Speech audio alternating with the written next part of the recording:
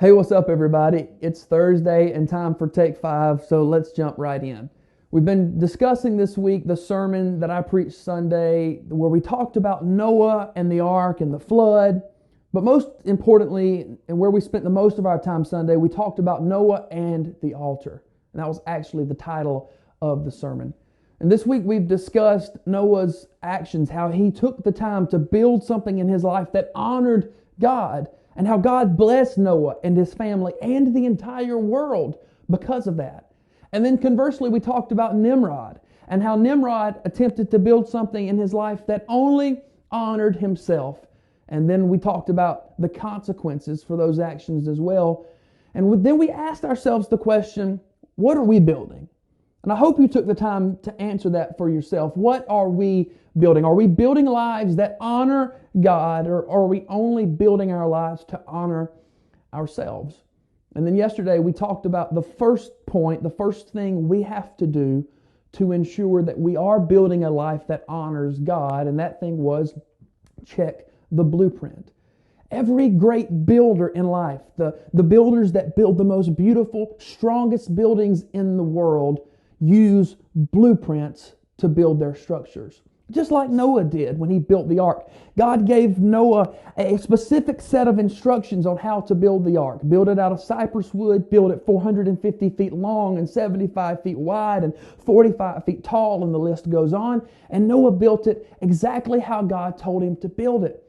And today's builders are the same way. In whatever structure they're building, they have to use blueprints in order to build their structure. The thing is, though, every blueprint is not the same. The value of a blueprint, the blueprint is only as strong as the value of the architect. So basically what that means is if I sat down to draw out the blueprints for a builder to build a building, I don't have the wisdom or the instruction or the knowledge base to do that. And I would sit down and draw out the instructions, and first of all, I'm not a great artist, so the drawing wouldn't be great, but I wouldn't know what markings to put on there, how to draw out the blueprint so that the builder can look at it and know what to build. So if a builder tried to use blueprints that I had drawn up, the building he builds would be a failure. Ultimately, whenever life storms and circumstances came along, the building would probably fall, collapse, because the value of the architect was not very good. But if an architect that had the knowledge base, that had been taught and studied how to draw blueprints and how to build buildings, had drawn the blueprints, then a builder can look at those blueprints, and if he builds his house or his structure according to those blueprints, then surely he will be successful. And our lives work just the same way. You see, you have to have a blueprint to build every area of your life. It doesn't matter if we're talking about how to handle money, or how to raise children, or how to have a marriage, or how to be a great employee or a great business owner, or whatever the list might be. You have to have a set of blueprints in order to build your life by. But if you don't use the right blueprints that were drawn by the right architect, then you will still oftentimes fail. And so you have to be careful who the architect is. You have to know the architect of your blueprints.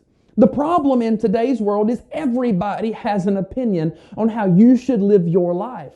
And that's not really different from the way it's been for thousands and thousands of years. Everybody has always had an opinion, but the difference in today's world is everybody has this free platform through social media, through the internet, through YouTube, through whatever facet of life. They have these free platforms where they can share their opinion, and they can tell everybody else how we should live our lives, how we should handle our money, how we should raise our children, how we should treat our spouse, how we should work at our job, how we should treat our employees. They tell us all of their opinions.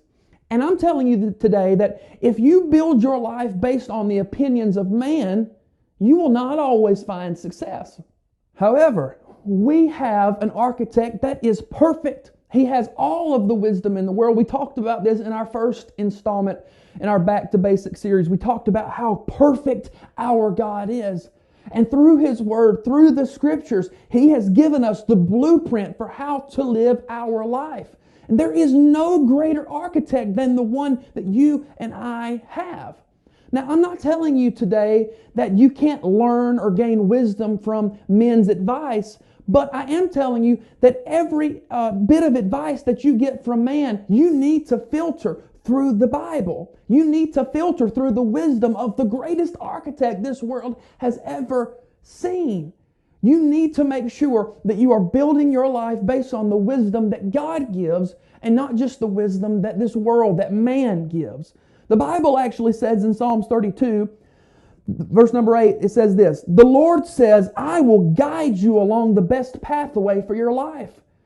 I will advise you and watch over you. Do not be like a senseless horse or mule."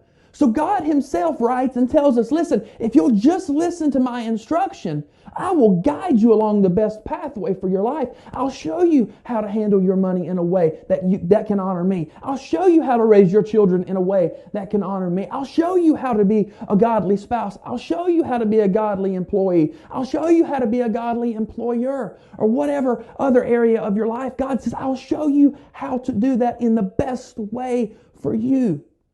The problem is, most of us build all the parts of our life with man's advice. We just take man's advice, and it's really bad in my generation, this TikTok generation. We will scroll for hours and hours, and we see all of these videos of people telling us how to do this and how to do that in our lives. And if we're not careful, we are going to build our lives based on architects that are not proven. We are going to build our lives based on worldly architects and forsake the most perfect architect there ever was, God Himself. And I don't know about you, but it just seems like to me that is a recipe for disaster. So, if we're going to build lives that honor God, number one, we have to use a blueprint.